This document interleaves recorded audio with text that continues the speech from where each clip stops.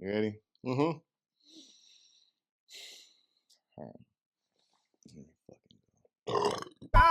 Start it? Yeah. Start. All right. Or you want to start it? No, you start it. All right. Enjoy yourself. Enjoy your motherfucking self. All right. Here we go. Hey, yo, what's good, everybody? Welcome back to another episode of Bros Talk MMA. Chumma. I'm your host, UTICA, undeniably the illest cat around, a.k.a. Mr. Make This Pick Real Quick. The poopy almost slipped out. I'm here with my bro host extraordinaire. You know what it is. This is RayBuck. This is Jordan. This Mr. Give Me My Belt. Hand Me My Crown. The new 2025 champion. Bros Talk. As of now. Let's just clarify that. Let's just clarify that right now by one fight. Cope. This cat leads me in the 2025 picks race. And apparently decided to go get him some threads. So what is this? Is this from the Get on with it. luxury aisle of TJ Maxx, or what we got going on here? We got This is just some old shit I had Is in the this closet, like- my guy. Don't. Oh, you sure this isn't fucking like from the Walmart and maybe like Park Meadows or something like that? Real funny. This shit's looking like it's about to rain, and it makes sense. Okay. No, get your shit off. Go ahead, Brett. We got a little bit of time. Oh, I've got plenty of Get shit. your shit off. I'm gonna spread it throughout the entire You cast. want another bubble card, bro? You want another fucking, juju-ridden, weird. By the time the shit was finished, everybody was a little bit deflated kind of card. You want another one of those? Oh, so good job. Again, I've done the best out of 20 fights. Oh, but that's not enough. Okay. Well, then I guess I'm gonna show you more. I guarantee I'm gonna show you more on this card. Oh, you think so? There's no doubt in my mind. Oh God. Okay, well, since we're talking about this card, we'll be covering this weekend's Fight Night card taking place at the Apex, I believe. It's going to be a middleweight bout and actually a rematch, too. I'm surprised they didn't put a lot of emphasis on that, but this is going to be a rematch between two middleweights. We got Marvin Vettori going up against Roman Dolidze. Right now, unless things, fall out like they've been doing these past couple of weeks, we got a 13-fight card. We're going to start things off in the flyweight division. We got Yuneisy, Duben going up against Carli, Judice. We got Duben coming in, UFC debut, 6-0 with 1 no contest overall. We got Judice coming in. They are 0-1 in the UFC and 3-2 overall, making for the record for their last 5 fights as well. My pick's going to be with Duben in this one by either KO or decision. They're going to be the older fighter by 2 years. Smaller of the two, but a power striker, definitely. Judice is going to be the younger of the two. Bigger, but definitely more of like a point striker. I'm going to be going with Duben in this one by either KO or decision. I just believe, they're going to be able to take a few to give a few that are way more powerful. And, just as long as they're just not stifled by, Judice's point striking, and just like keep, end up being on the end of their punches and just like while Judice just circles the ring. I don't know. I just feel like Duben, can break through all that, deliver something powerful, and probably put Judice out, or if not that, on skates, and then just kind of have them, on their back foot for the rest of the fight. But I'll be going with Duben in this one. I would definitely go with Duben if I was the kind of guy. Here we fucking go. You good?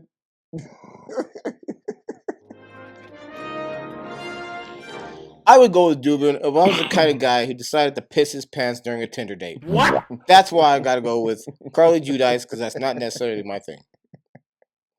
That's it? That's all I got. All right. All right, folks. Moving on to a women's bantamweight bout. We got Josiane Nunes going up against Priscila Cachoeira. We got Nunes coming in. They're 3-2 in the UFC, 10-3 overall, and 3-2 in their last 5 fights. We got Cachoeira coming in, 4-6 in the UFC, 12-6 overall and 2-3 in their last 5 fights. I'm going to be going with Cachoeira in this one by decision or KO. They're going to be the older fighter by 5 years, taller of the two, and a striker primarily. Nunes is going to be the younger and longer of the two fighters, a striker primarily as well, who likes to throw power. I just think in this one that it's going to just come down to mentality, and I think Cachoeira is just a dog, and that's kind of what she's known for, is just being able to weather punishment and keep marching forward until she just breaks her opponent. I feel like Nunes, that's kind of one of her weak points, is like the cardio and potentially being outdogged. So I just feel like Cachoeira, she's faced, stiffer competition as well, and is just gonna, outdog Nunes in this one and come home with the victory. So I'll be going Cachoeira. I gotta agree with the Cachoeira pick. I do believe this is a fight between two diaper hampers. Stinky. But that being said, Cachoeira smells a little better. So that being said, Cachoeira is my pick on this particular matchup. Diaper hamper. Yeah. I don't know if I got a fucking graphic for that. Don't need one. Everybody knows what it is. All right, y'all. Moving on to the men's division. We got a flyweight bout between André Lima going up against Daniel Barez.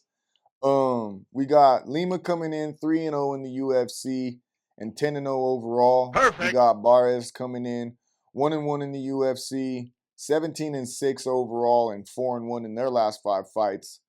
I'm gonna be going with Lima in this one. They're gonna be the younger and slightly bigger of the two fighters.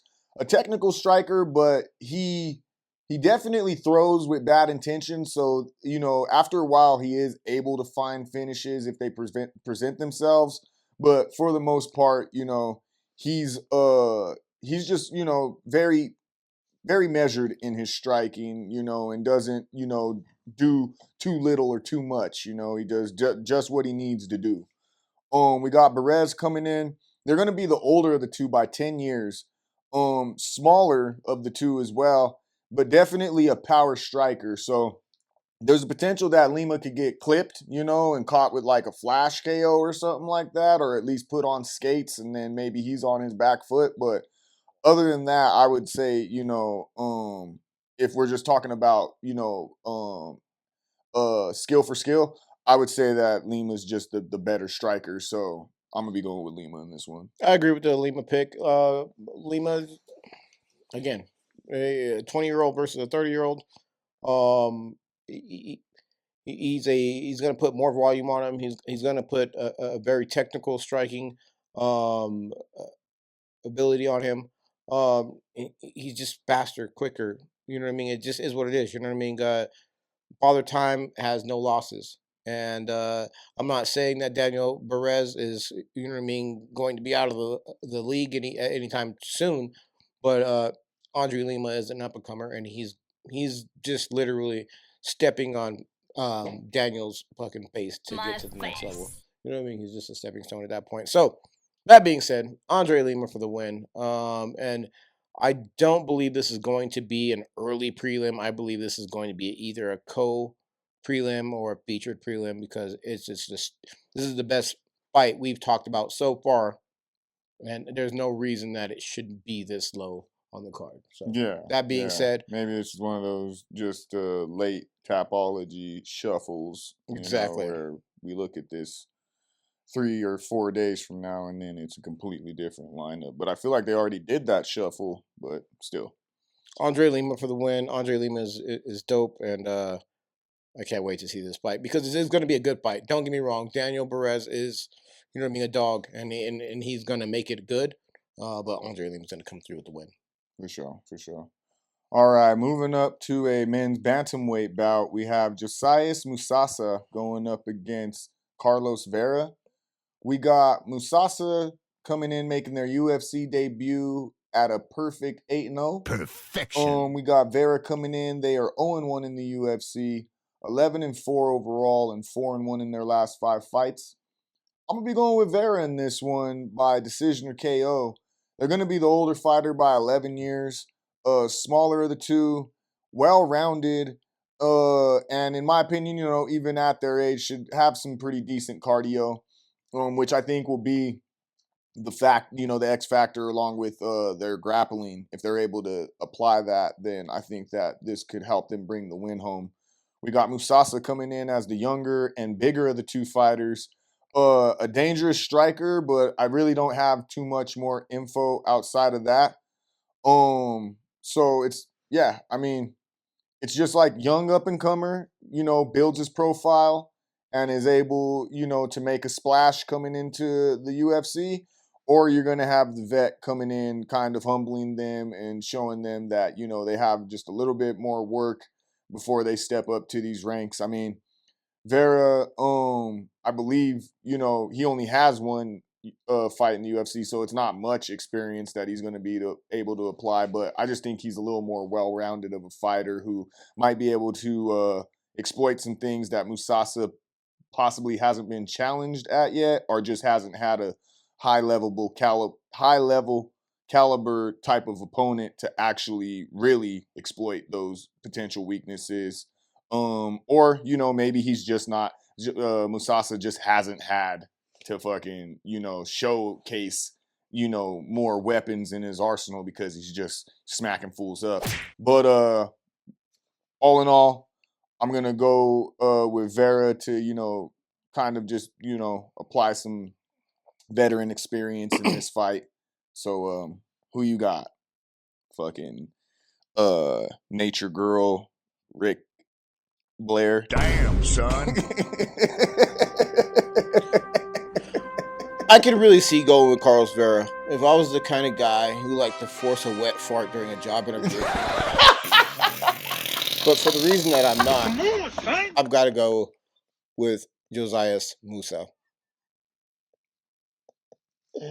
Oh shit! Okay. Moving on to a light heavyweight bout, we got Dr. Nergozi going up against Bredson Ribeiro. We got Nergozi coming in, making their UFC debut at a perfect 10-0. Nice. We got Ribeiro coming in. They're 1-2 in the UFC, 16-7 with 1 no contest overall, and 3-2 in their last 5 fights. My pick's gonna be with Nergozi. By either I'm just gonna say probably decision. They're the slightly younger and smaller of the two fighters. A striker with some grappling, but I really don't have too much more information on him than that.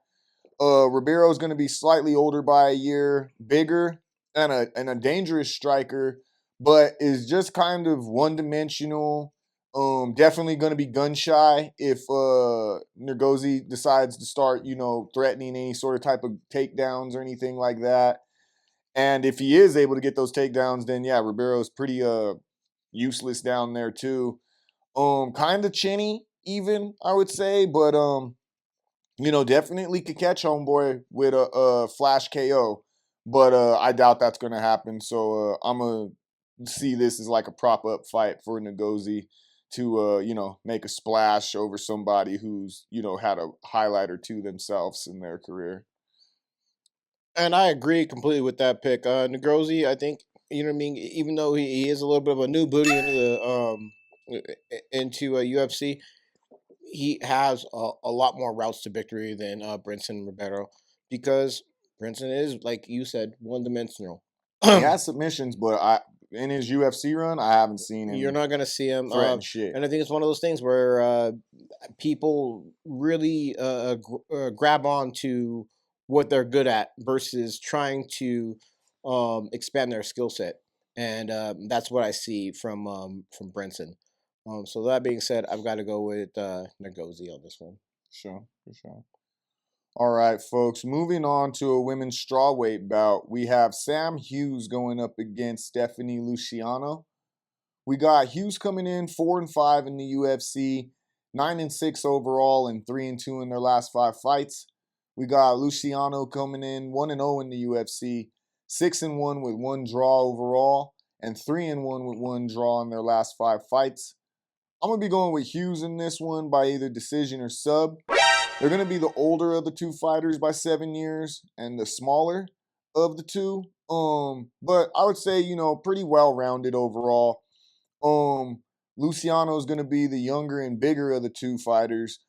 Striker primarily.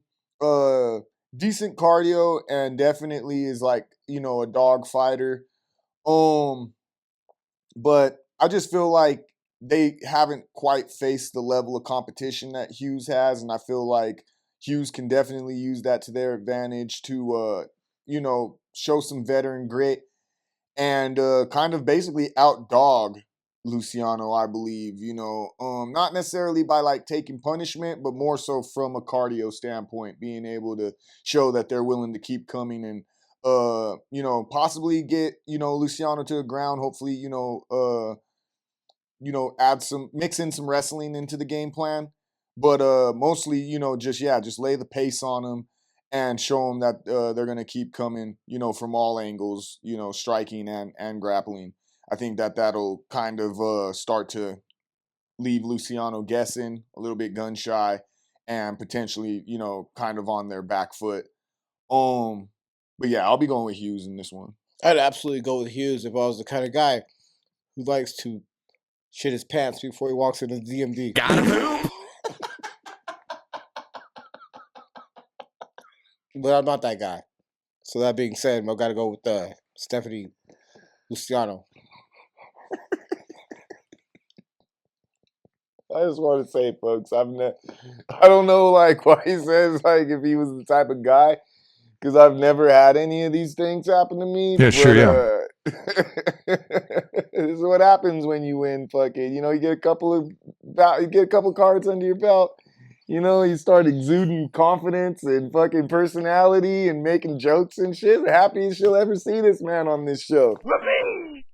But, once again, it's one fight. I promise y'all by next episode, he'll be back in a fucking fur coat or fucking fucking Today, Junior. cousin fucking trench coat. That's not funny. Out here fucking, super silent and depressed. So, y'all enjoy this while it lasts because it's gonna be very short-lived. Moving on to a heavyweight bout. We got Waldo Cortes-Acosta going up against Ryan Spann. We got Cortes-Acosta coming in there 5-1 in the UFC, 12-1 overall, and 4-1 in their last 5 fights. We got Spann coming in. They are 8-5 in the UFC, 22-10 overall, and 2-3 in their last 5 fights. I'm gonna be going with Cortes-Acosta by either KO or sub. At first, I was going to pick Spann, but then I realized that... Hold up. Well, okay. Bro had informed me that Spann is actually moving up in weight. He's spent a majority, or at least, his most recently in his UFC tenure, he's been at, light heavyweight at 205. The limit at heavyweight is 265. And I mean, Waldo Cortes-Acosta is like 263. So you got a guy who's normally fighting at 205, who I don't believe can even put on 60 pounds. Not to mention in the time frame, I believe he fought 5 months ago. So it's like, can you even put on, how much weight can you even put on like healthily? Huh? And also like that is actually like beneficial to you at this weight and doesn't just make you a bigger, slower version of yourself, So for me, I just think that that's too big of a jump, even if he was to, add an extra 25 to 35 pounds, like that's crazy to me. And it's still not enough to, necessarily match up against Cortes-Acosta. Now Spann will be the bigger fighter. And, okay, so yeah, let me break that down real quick. Cortes-Acosta is going to be the slightly smaller fighter, striker with some grappling, but that's not really, what he leans on. If he can, you'd prefer to just strike and maybe just like get you up against the cage. Spann is going to be slightly bigger, just like in height and in reach.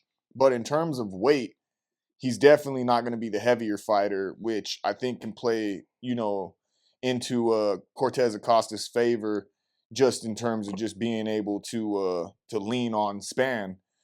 But yeah, Span's well-rounded. He's definitely going to be the more well-rounded of the two fighters. More fighting experience, but it's just that weight increase. Just I can't trust that. So at the end of the day, I gotta go reluctantly with Cortes-Acosta.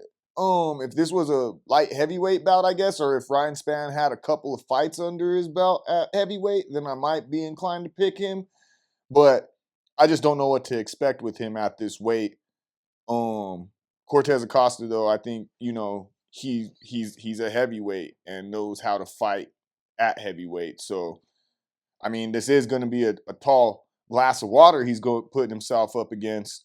But I don't know. I just feel like he'll have more experience at the weight that he'll be able to apply that Span won't be able to. I just gotta believe that Ryan Superman Span is gonna be Ryan Sloppy Man Span at that heavyweight bout. And he's not gonna have a hard time fighting Waldo in this particular fucking bout. Waldo's gonna find his ass and whip it. And that is what it is. Waldo over Span. Because Span is jumping crazy weight with somebody who is very comfortable at a 260 to 260, you know what I mean? Like 265 range. Prior to his last fight, Span was 1-4 in his last 5. Fighting littler dudes. So now he's fighting bigger dudes who are going to punch him way harder. That's what I'm saying is I don't even know why he's moving up like this. It doesn't make sense. I don't even... Like, and this isn't a short notice fight, I don't believe. I don't think this is like a fight that, Cortes-Acosta didn't have an opponent fall out or anything like that. So I really don't understand what this is about. But maybe he thinks that, some things can translate to a bigger version of himself. I just can't see it. So if he asks where Waldo, it's going to be right on his hat. So sorry, Sloppy Span. You're going to catch one. Go ahead. All right, folks. Moving on to a men's bantamweight fight, which this is going to also have some weight conditions on it, but we'll get to that in a second. We got Su Young Yu going up against AJ Cunningham. We got Yu coming in 1-0 in the UFC, 14-3 with 2 no contests overall, and 3-1 with 1 no contest in their last 5 fights. We got Cunningham coming in 0-1 in the UFC, 11-4 overall, and 3-2 in their last 5 fights. My pick is gonna be with Yu in this fight. It's gonna be either by like decision or KO. They're gonna be the slightly younger and significantly smaller of the two fighters, but definitely well-rounded in their skill set. We got Cunningham coming in. They're gonna be slightly older by a year and significantly bigger. And well-rounded in their own right. But the thing in this fight is that they're moving way down in weight. They normally fight at 155 and are cutting 20 pounds to come fight at this weight class, which they weren't faring too well at lightweight. So I don't see what they plan to accomplish, like depleting their body like that. Like they're a pretty big dude. Like, and they're gonna be big in stature just as is, whether or not this is a 135 fight or a 155 fight. It doesn't matter. But he's literally like that. That's a major weight cut. Like 20 pounds. That's crazy. And I don't think he's fought in like a year or so. So I'm sure he spent that time like, conditioning his body to, be comfortable at that weight. But I think, conditioning and fighting, somebody, is just like 2 different things. So for me, this weight cut draws too much concern from me. So I'm going to have to go with you in this fight. You know what? I would also go with you. If I was the kind of person He's heating up. that jumps off a high dive into a pool of glizzies. Hey, yo. And ate my way out. Oh.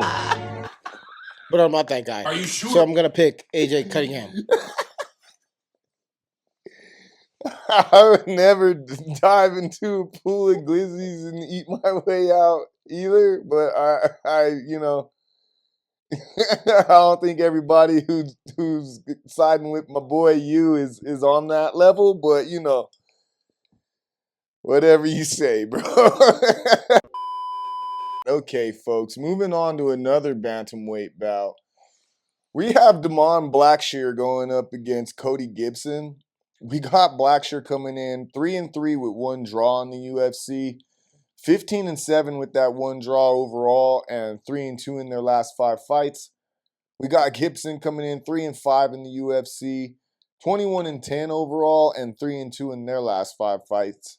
My pick's going to be with Blackshear in this one by either submission or decision. They're going to be the younger and slightly longer of the two fighters and a grappler primarily. Gibson's going to be the older of the two by 7 years, slightly less rangy than Blackshear, but definitely well-rounded in their skill set and just a dog, really. Like they definitely have great cardio and just a dog mentality. I just feel like in this bout, Blackshear should be able to just quell all that with just some grappling. Just get him to the ground and search for the finish and get it done. Blackshear, I mean, he has okay hands, but you know, if he decides to just go, you know, standing for 15 minutes with Gibson, this could go completely different. But and don't get me wrong, like Gibson's gonna, you know, he's not just gonna accept, you know, any sort of type of position on the ground either. He's gonna be fighting literally from bell to bell to bell to bell to bell until this fight is over or until Blackshear literally finishes him. So Blackshear, I feel like, you know,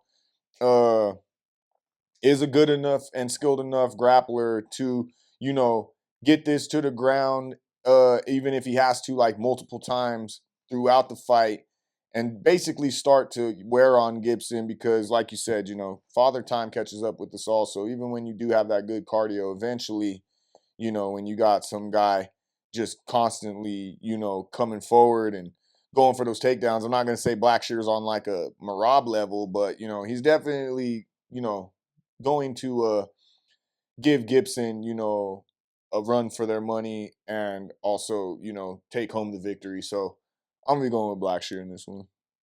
I agree with the Blackshear pick. Blackshear, I think he has a few more routes to victory. The X factor in this fight is going to be Cody Gibson's cardio, and not like is the lack of cardio. Can Enough Damon cardio. Blackshear keep up with his cardio? Because I think late round, third round, Cody Gibson, you know what I mean, that's when he's the most dangerous, and that's when it's most likely that he can win the fight. Damon Blackshear, in my opinion, is the better UFC fighter in all skill sets over Cody Gibson. But cardio plays such a big part in fighting. And Cody Gibson has that ability to take him into deep water in the third round and possibly win. But my pick is going to be with Damon Blackshear, the monster, and I believe he makes it happen. For sure. All right, folks, moving up to the men's lightweight division, we have Alexander Hernandez going up against Kurt Holoba. We got Hernandez coming in 7-7 in the UFC, 15-8 overall, and 2-3 in their last 5 fights. We got Holoba coming in. They are 2-5 in the UFC, 21-8 with one no contest overall, and 4-1 in their last 5 bouts. My pick is gonna be with Hernandez in this one by either decision or KO. They're gonna be the younger and longer of the two fighters, and a striker primarily. I mean, he likes to throw power, but I also think he's come to find out here recently, kind of that like he has some shit to work on, especially, you know, getting pushed early on in his career and getting humbled and then kind of just having an up and down career since that. I feel like for him, he realizes like, you know, that he has to be very conscious as to, you know, everything that he's doing in there. He can't kind of just like get reckless and or, you know, get caught up in the moment. Like he really has to be attentive to every minute that he's fighting in this fight. So, and I think that he's done that getting around the new guys that he's around. I guess out here in Denver, that Brandon Royval and Hernandez and some guys are like kind of just forming their own camp and their own fight camp, and it's kind of paid some dividends for them. It looks like they're all showing improvements. You got Holloway coming in, the older of the two fighters by 6 years. He's going to be the taller of the two and a grappler with some striking and just, a lot more experience fighting overall.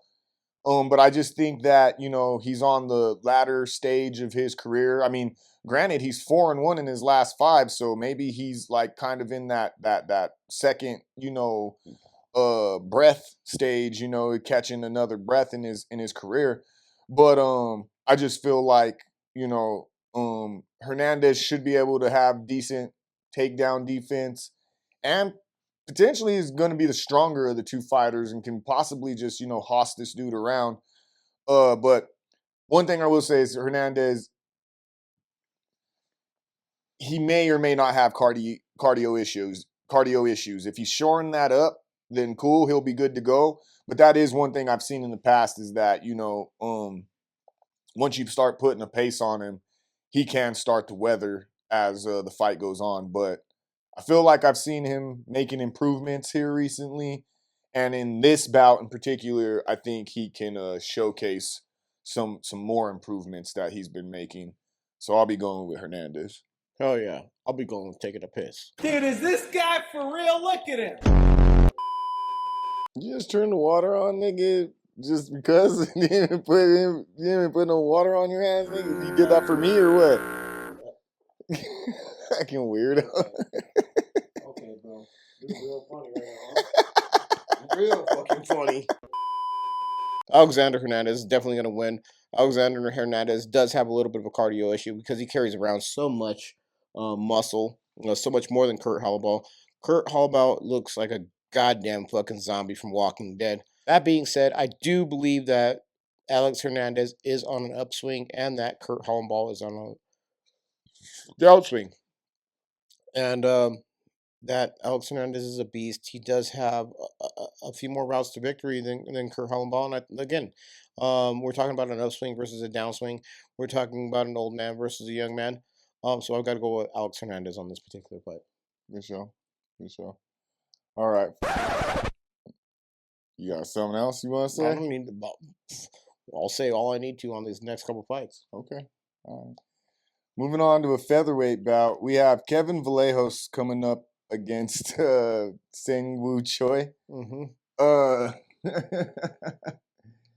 We got Vallejos. They're making their UFC debut, 14-1 overall and 4-1 in their last 5 fights. We got Choi. They are 4-6 in the UFC, 11-7 overall, and 1-4 in their last 5 fights. I'm gonna be going with Vallejos in this one by KO or decision. They're gonna be the younger and smaller of the two fighters. A striker with some grappling, and to be honest, I really don't got too much more info on him than that. But Choi's one of those guys that at this point, anytime they're booked, I assume it's to be a launch pad for somebody else. So they have all the skills, it looks like, to be a threat, but they just haven't been able to get it going in the UFC. So they're going to be the older of the two as well by 9 years, so that's definitely going to play a factor. They're going to be the significantly bigger fighter, actually. Like, that's the one thing that's playing into their favor. They're going to be taller, they're going to be longer and rangier.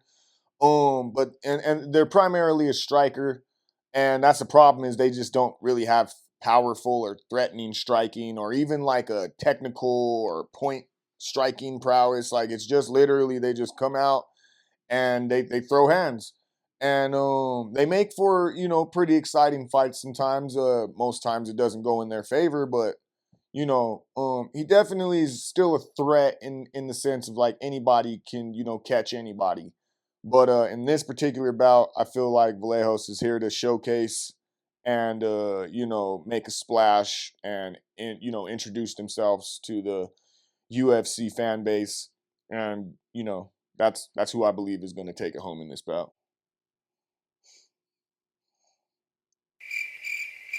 You all right there? Going with goddamn fucking Kevin Blejos. Because, like, again, I can't believe in this dude doing anything in this particular bout. Yeah, you got it right. You get where he's from, right? I was about to say this. I don't even know if you got the right Korean when you said that shit, but kudos to you, bro. All right, folks. Moving on to a welterweight bout in the co-main event of the evening. We have Alezu Dos Santos Zaleski going up against Chidi Njokuani. We got Zaleski coming in. They are 11-4 with one draw, 25-8 with that one draw overall, and 3-1 with one draw in their last 5 fights. We got Njokuani coming in 4-3 in the UFC, 24-10 with one no contest overall, and 2-3 in their last 5 fights. I'm gonna be going with Njokuani in this one by either KO or decision. They're going to be the younger and significantly bigger of the two fighters, and a striker, kickboxing base primarily.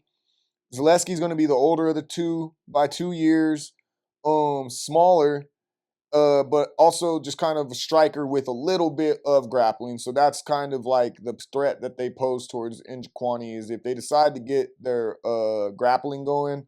Njokuani, he's not great. Let's just say that he's not great on the ground. I think he does his best to try to stay on his feet, but once he's on his back, he doesn't really have much to offer. But I do believe that in order for Zaleski to if that's the game plan he chooses, he's gonna have to take some punishment on the way in to make that happen. And I just believe Njokuani definitely can lay some leather on him and be able to keep him at bay. So I'm gonna be going with Njokuani in this one. Oh, here we go again. What kind of guy picks Njokuani? Do you want to know? I don't think Are you sure you want to know? I don't think I have much choice in the matter, so yeah, just get it fucking over with, please. See, you're building it up too much. Now the shit's about to be mid. You think so? Yeah. Okay. I feel like the kind of person that picks Njokuani is the kind of person that accidentally showed up to tripped and landed on his knees. Bruh. He's on fire!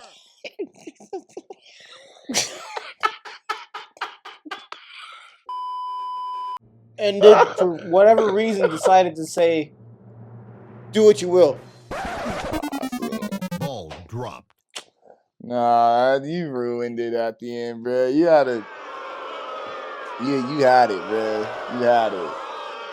And you just fucking muffed it at the end. God dang it, Bobby. All right, let's go. All right, here we go. Jesus Christ, bro. So disappointed right now. Disappointing. Fuck it, Lee. I mean, I'm not giving you extra one. Fuck that. That was great. Zelensky for the fucking win, as I fucking do. That's it. What more do you fucking need? Oh, A win? Do you guys want to win, or do you guys want me to oh, he has like this many fucking wins and this many losses and fucking he's fucking good at this and good at that and blah blah. No. Okay. You got a Bruce Buffer jacket on. Why don't you introduce the main event of the evening? What's that? What's that, brother? Okay. What? So it's what it is. I have a soundbite for that. You just said to do. Well, fuck you, nigga. Like, I said to introduce the fight. Whose man is this? Not to fucking. It's not funny. You're joking about something that is really bothering me. Please stop. Go ahead. Who you got fighting in our we've main got event? a fucking Bruce Buffer. fucking Bruce Puffer. Fucking You're a fucking Loose. Bruce Fluffer, bro. So calm it down. Loose. You should have done that. Loose. That's what you should have said, and you didn't do it because you're not as dope as me. Because, bro, you comedy got, is trash. Yeah, your fucking weak ass energy is fucking Weak-ass energy? radiating. Come bruh. on, my dog. That fucking You're jokes were wild. mid, bro, and it fucking Mid? Oh, and it over fucking mid. came over here. No, that last one was mid, bro. Do better. You were right there. You know, all you had to do was just fucking stick the landing and fucking said that weird shit that just made me feel like you wanted to go to a parade here real soon. Hey, no Diddy, man. No Diddy. With that jacket on. Nice recovery, bitch ass nigga. That's cool. You gonna introduce this fight or what? Man, fuck this fight. It's motherfucking RayBucks with the next fight, the main event of the evening, with Roman Dolidze versus Marvin Vettori. You dyslexic, my nigga? What the fuck are you talking about? It's obviously Marvin Vettori versus Roman Dolidze. You can say it either fucking way. It doesn't matter. They're No, both gonna I fight think each other, right? I'm pretty sure that They're both the reason gonna why fight he's each in other. front is because he is the higher ranked fighter, and Dolidze's second because he's the lower ranked fighter. Oh, There's a fucking process clear for difference, this, my okay. guy. There's a clear difference, huh? Tell me who you're gonna pick. I got a clear process for that shit. First off, we got Marvin Vettori coming in 9-5 with one draw in the UFC, 19-6 with that one draw overall, and I don't have that listed. So we're gonna see 2-3 in their last 5 fights. We got Dolidze coming in 8-3 in the UFC, 14-3 overall, and 3-2 in their last 5 fights. I'm gonna be going with Vettori in this one by decision or KO. They're gonna be the younger and smaller of the two fighters. Well-rounded in their skill set, but typically like to, stand and bang if possible. But they will, try to lean you up against the cage and even get you down to the ground if they feel like they can, and just, kind of get it done down there. We got Dolidze. They're gonna be the older fighter by 5 years. The bigger of the two, and a strike. He likes to strike primarily, from what I see, but he does have really good grappling that, in my opinion, he should apply more and at least mix it in more to, kind of just broaden his skill set in the sense of just like what he's throwing at you. Also to note, Vettori has a win over Dolidze, I believe, just a year or almost just under 2 years ago. He has a win over Dolidze already. So, and these guys are like former training partners as well. So like they know each other, not only just in training, but actually how, one another would conduct themselves in the cage. I don't really know what would change in that year and some change outside of Dolidze possibly taking just like a more grappling heavy approach or mixing it in more at least.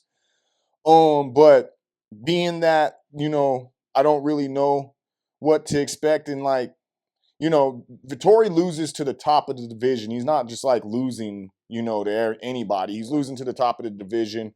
Dolidze, I wouldn't say has as stiff of competition, but he's definitely beat some players out there. But I'm gonna go with Vettori in this one. Who you got? I could completely see going with Vettori. If I had like long nappy hair. What? And a blue and yellow jacket on.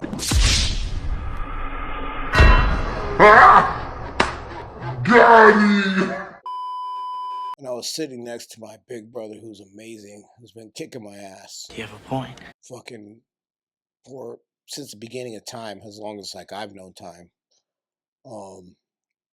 And it is the greatest fucking UFC picker that I've ever known. And I just wanted to somehow spite him by picking Vettori. I could definitely see picking Vettori, but I'm not that guy. I'm actually the guy on the motherfucking other side. And so there means I'm going to go with Dolidze, who's actually gonna fucking win, actually gonna make the things fucking happen that we need to make happen, and fucking help me win this motherfucking card, my dog. So, get into whatever the fuck you want to say. All right, okay, Liberace. That was clean. That was clean. I like that one because I didn't know where you were going. You said nah, and then that was clean. That was clean. So you're just going, okay, cool. All right then. Well, I guess that concludes our predictions, picks, portion of the show. You got any parlays over there, my guy? Oh, is that what you want from me? Is that what we need now? I mean, you won your parlay last week, right? Something's wrong here. Mm-hmm. No, you didn't. No, that's right. That's right, you didn't. Because that fucking shiny-ass jacket doesn't mean shit. You can't quite put them together on them 10-fight bubble cards, can you? Huh. That's funny. So what had happened on my parlay? Some bullshit happened. Actually, I think one of them... I'm trying to remember what the parlay was. Doesn't matter. Get us a new one. Okay. All right. I'm going to give you that one here. No, that's all You good. don't want to shake my hand anymore? No, I'm good. Oh, I wouldn't want to shake my hand either. It's all good, bro. You don't want to shake the hand of greatness, though? I'm not gonna be baited into some, bullshit. I got enough editing to do. I don't need to. No, I'm good. I'm all right. There you go. All right. Parlay, motherfucking God. Parlay. Because that's what I do. Yes, last parlay, I lost. You know what I mean? I did. You're right. It happens. You know what I mean? Parlays lose. But winners keep winning. You know what I mean? That is what it is. And that's who the fuck I am. That being said, my first pick of the parlay is going to be Lima. Second pick of the parlay is going to be Acosta. Cortes-Acosta. Third pick, Cunningham. And I'm going to leave it right there because I just, 3 picks, safe pick parlay, just to fucking prove I'm the parlay god, because when I fucking pick them, they fucking happen. That's what it is, my boy. And that's what it's going to be. Okay. Go ahead and give them your random ass, super spicy, weirdo fucking pick parlay. You're more than welcome to do that. It's a 6-pick parlay. Just, Mm-hmm. You're going to start with a base 3. We got André Lima. We got Su Young Yu. And, wait, is that homeboy's name? I hope that's homeboy's name. Yeah, got it. Boom. Okay. And Damon Blackshear. If you want to spice things up, go ahead and add a spicy cachoeira. If you want to, Did really you even get go with spicy. Su Young Yu? Huh? Yeah, I did, bro. Chill out. Mind your fucking business. And then you can add Alexander Hernandez to that spicy lineup. But if you really want to go spicy, you want to go fucking for the gusto, then you got to add a extra spicy Kevin Vallejos making their UFC debut. So you never know what to expect with someone making their debut, but that's where I'm going, and yeah, that's going to make for a 6-pick parlay, weirdo, whatever the fuck he said it was. And yeah, that's where we got. I just want to thank everybody for watching, all the subscribers, all the new viewers, everybody that's been supporting us along the way. Can't thank y'all enough. Make sure that you like, comment, share, and subscribe to this channel. Make sure that you follow us on IG at Bros Talk MMA. You can also follow us on TikTok at Bros Talk MMA. You can follow me on both of those platforms at UTICA_SME. Don't worry about this guy. He don't want to get followed unless Some bitches. So, outside of that, folks, make sure that you check out the UFC Predictions Tracker. They take all the picks from the predictions and picks and betting MMA space from all the MMA channels, whether you sign up for them to track you or they've been following you and just are tracking you. Regardless, you know, it takes everybody, big or small channels, puts us all together, matches us up in terms of like who had the best picks, who had the worst picks, who had the most profit, hypothetically, if you were to apply a amount to each bet, and who had the worst ROI. I mean, he covers it all. He covers win streaks, all that good stuff. We're the best ROI or the worst ROI out of us too. Really, nigga? That's that was a question. You had the best ROI. Oh, I did. You're right. You know what I mean? You had the better picks. Also, follow me on R1.Mason if you have a corn hub.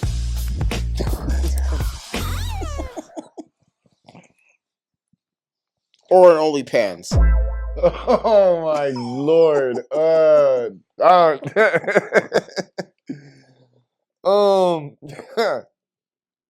Yeah, make sure you check out my guy UFC Predictions Tracker. Also, we got a graphic right here letting you know how we did on the last week's card. My greatness. You'll see what bro did. You'll see how I did. I lost the card like a fucking clown. You know, I talked all that shit last week, and I ended up losing the card. So no, not again. I went even on the card before that. This one I actually lost. But you lost Similar to to the way you lost, and I went even on the card, but we ain't gonna talk about that. That's old shit. We ain't gonna talk about that. Talk about old shit. Yeah, we ain't gonna talk about old shit. Which is why even right now, I shouldn't even have to explain what happened last card. Like, that's in the past. No. This card's gonna get your ass whooped. But anyway,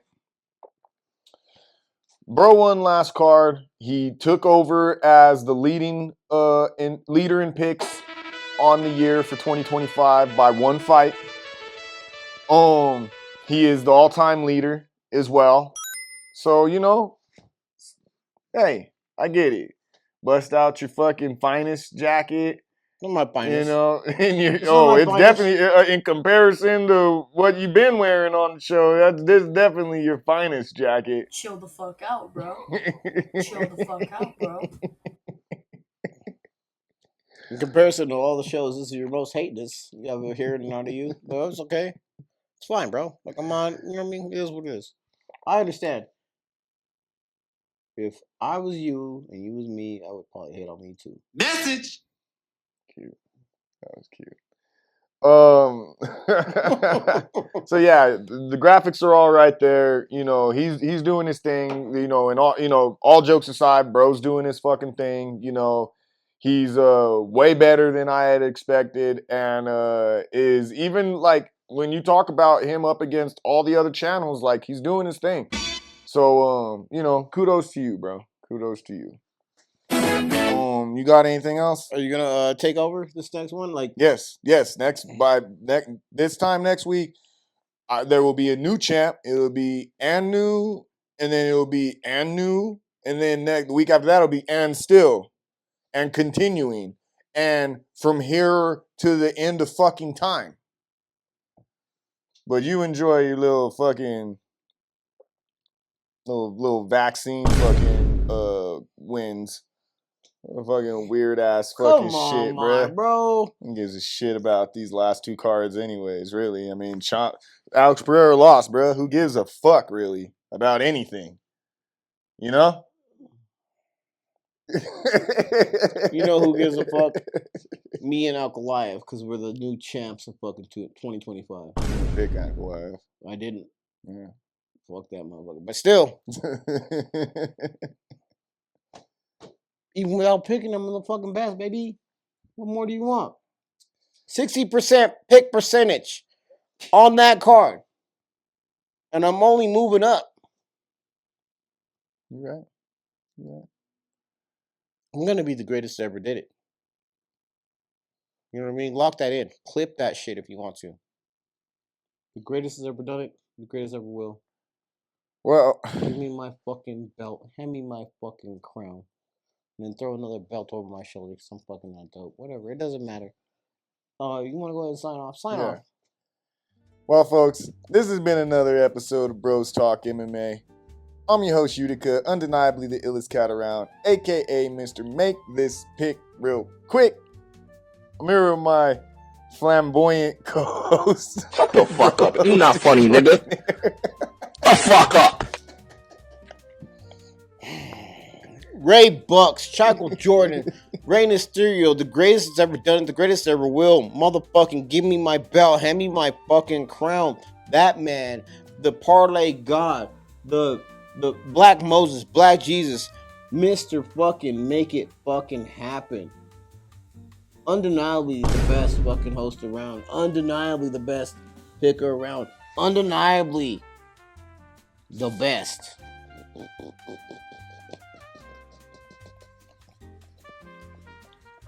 Undeniably the man that'll make this man tuck his fucking face in. Or I slap it. Alright, well, until the next time, folks, we wish y'all nothing but the best. Happy betting. And until the next time, we out.